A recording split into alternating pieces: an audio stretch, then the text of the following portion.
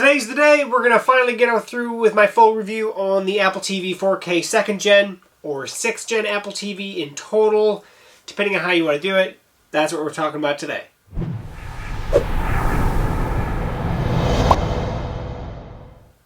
Hey folks, welcome back to techgooch. So, it's been a little while since I've actually had the Apple TV 4K 2nd Gen, the newest of the new on the Apple TV in terms of, at least here in 2021, and I have some thoughts on it. Most of which is definitely positive thoughts, at least one negative thought. And it's not that big of a negative, but it's something that I really wish they would have thought of when they did it, but that's neither here nor there. So, first of all, we're going to take a look at these kind of what's different, really, between all the, at least the 4K Apple TVs, even in any of the app-based Apple TVs. So let's bring the camera in, we'll talk about this, and then we'll go from there. Okay, so here's the lineup in my house, right? This was the 4th generation. This was the HD version, the App Store version, and when it first came out, it came out in this really black box. And then they updated that to a white box, but this is the high definition version. Came with the first standard touch remote. This was the very first one. And I'll be honest, it worked fantastic. Then they updated to the 4K capability. That A10X, that Fusion processor, substantially upgraded capabilities in terms of video rendering. But also you get the 4K capability that this offered. They made very slight changes to the remote. They put the little white circle raised embedded around the menu. But the nice thing about that is you could easily find it no matter what. You knew you were on that button because it has that raised white button around it. That helped a lot, to be honest, because these are not backlit remotes, right? That you don't see it when it's dark. Come in the new 2nd Gen Apple TV 4K. Obviously, complete update on the remote itself. And the chassis is exactly the same as the previous generation, really. I think they claim that there's a little bit difference in terms of the... It's supposed to be a lightning port, I thought, or whatever, but there isn't. It's all the same. This one has some more, of course, upgraded capabilities in it, but both these had 1 gig Ethernet ports on it that the older one didn't have. This has HDMI 2.0A. The new one has HDMI 2.1. So there is some capabilities, of course, in the electronics, obviously, but the chassis is the same. The biggest difference was from the original HD one, this one actually had a USB-C port for diagnostics, which they got rid of, and that's really how you can really tell. If you see that USB-C port, that's definitely the older HD version, not a 4K version. So, with that said, let me get these out of the way quick. Alright, now we're really going to talk about this guy. So, in all reality, we don't really need the box. The box is cool, right? Yeah, and oh, look at that, colorful on the top. All right, so the big thing on this is the processor upgrade. That's really what you're buying this for. If you don't have an Apple TV 4K currently, and you have maybe the older HD version, or God forbid you have an old Apple TV 2 or 3, but the processor is why you would upgrade to this one. If you don't have a 4K version Apple TV currently and you're looking to go to a new one, just skip the last generation, just go directly to this. The processor, the A12 processor, substantially more powerful, a lot smoother, and the biggest thing that I have noticed myself, other than the smoothness of the video, and we'll get into that here in a second, is I don't have to close and reopen apps nearly as frequently. Now, it's not super frequent with the older 4K Apple TV, but every so often I would open up the Movies app and it just wouldn't do anything. I could search and it wouldn't do anything. I'd have to double tap the home button, swipe up to close the app, let it come back to the main menu, click it again, and then off to the races. I've only had to do that on this one, I think, one time in total so far, and I have not had to restart this Apple TV at all. So, it's not with going that I had to do it very frequently in the Apple TV 4K 1st Gen, but the 2nd Gen, substantially more reliable in terms of how often you'll have to close apps or restart the actual Apple TV. Now, it's still a computer. It still will have to restart. Now, of course, I have it unplugged right now, which means I am restarting it now, which is going to reset the clock back to 0. But that's the big thing. How frequent do you have to actually unplug this thing? Or in this case with the Apple TVs, all you do is you hold these two buttons down right here, the home. In this case on the new menu, it's the home and the back button. On the older menu, it was the home and the menu button. You hold those two buttons down, you just hold them down, and then the light starts blinking on the front, and then it restarts. It works fantastic in that regard, but I have not really had to do it on this one at all yet, so that's a huge benefit in my opinion. That processor is really, in all reality, that's the reason you're upgrading to this one. It plays better, it plays smoother, it has the capability of playing the newer file formats better and everything. Dolby Vision supports better. Everything is better because of that processor. The brains of the operation is substantially better. So let's go upstairs. I'm going to show you two things that of where I've noticed it the most in terms of the processor capability, and then we'll come back down. So when it comes to the menu itself, nothing's really changed, right? Everything is kind of where it actually has been for, well, a while now with any of the app-supported ones. However, the big thing that I want to point out on this, what is the biggest update that for me personally in-house, or I guess it would be two things. One would be AirPlay capability. So I'm just going to play a video here from AirPlay from my phone to the living room TV. This is just my daughter. The speed of AirPlay and the capability and the smoothness of the AirPlay is definitely better than it has been in the past. Right? And so I'm not going to have the volume cranked up here because I have it all off. But that's the big thing that I want to have the takeaway in this case is that video feed is better. And this is actually my daughter's first bacon cheeseburger she's ever eaten. So, yeah, but that's neither here nor there, right? That's number one. Number two is if you're actually playing on like a media server itself, I am getting much better playback from my media server downstairs. So what I have is a Synology server that just serves raw data out, and I use the Infuse app, which just connects directly to that server, and I'm getting much smoother playback and faster buffering and everything on the new Apple TV. And if I just, I don't know what this is, but I'm just going to hit play.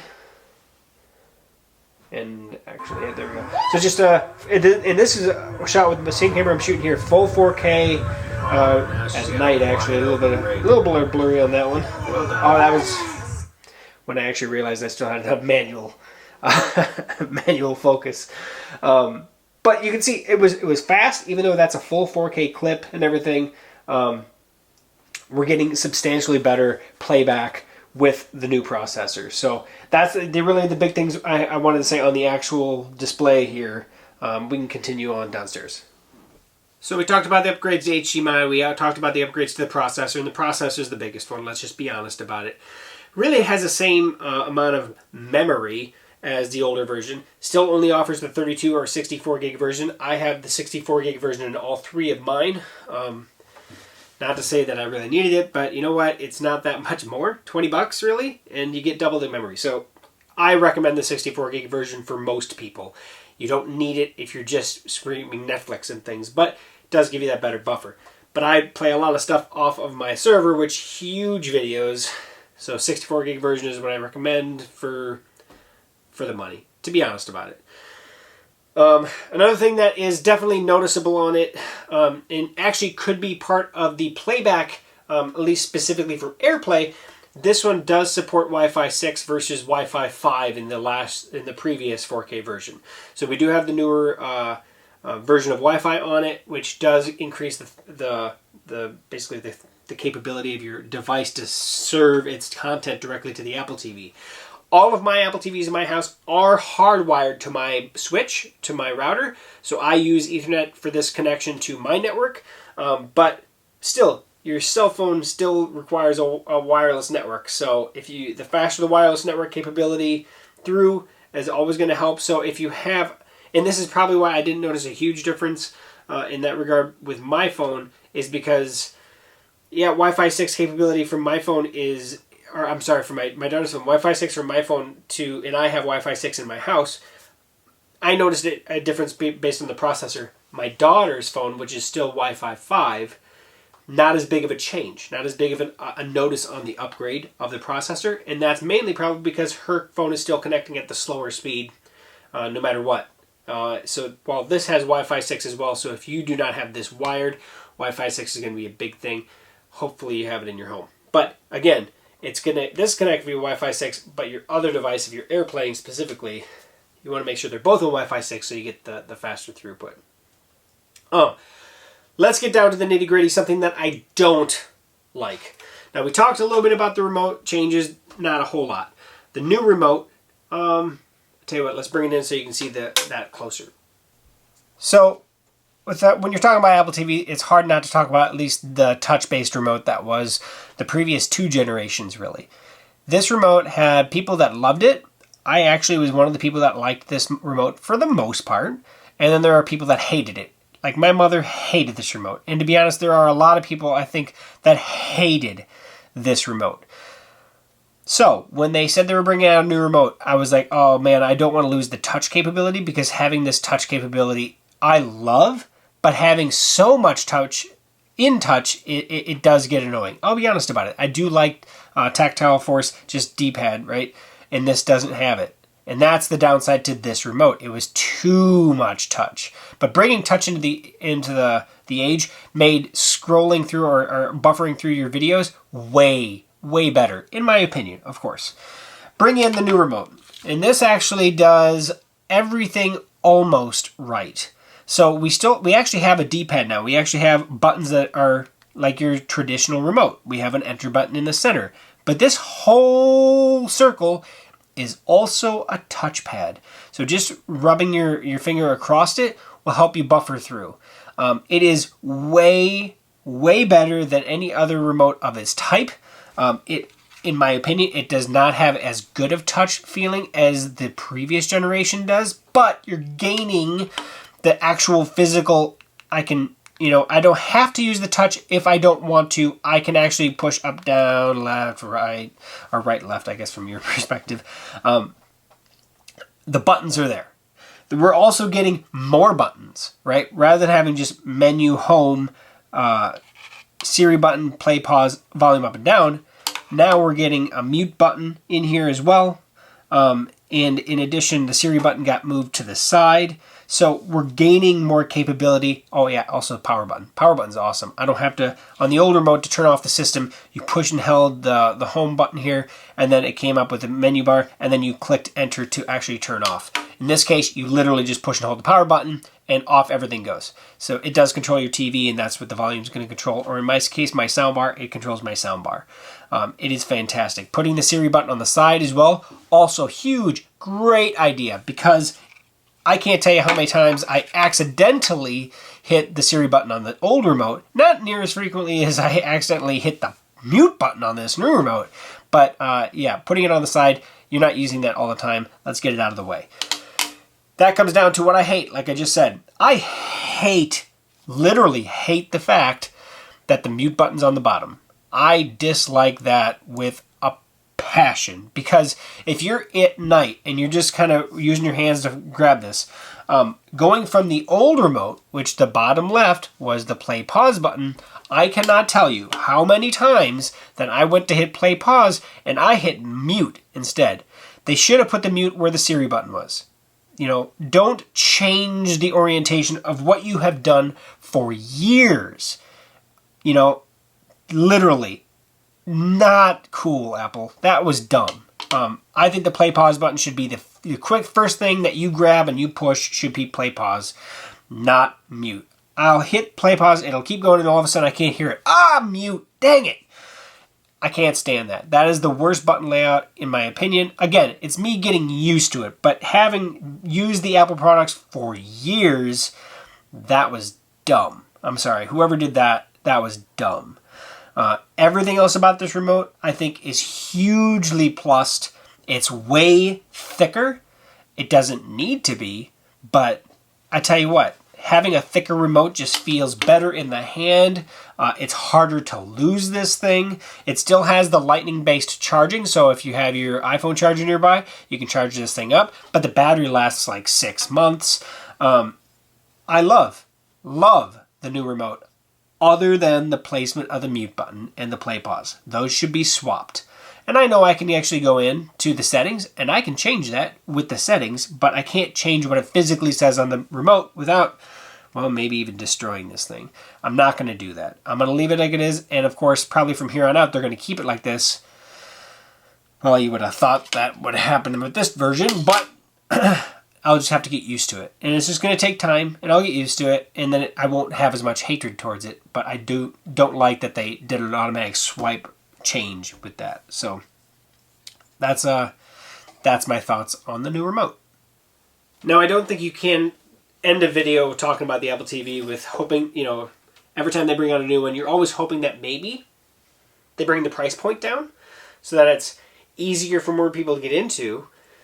However, I don't usually criticize Apple for that, because if they did bring the price point down, then we may not get as powerful of a processor that's actually put in the thing. So, excuse me, but I am okay with the price point that they have it at, as long as I'm getting a very, very powerful system every time that I upgrade.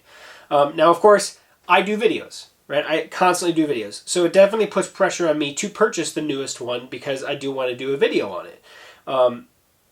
Do I recommend, if you have the previous generation Apple TV 4K, to upgrade to the new one?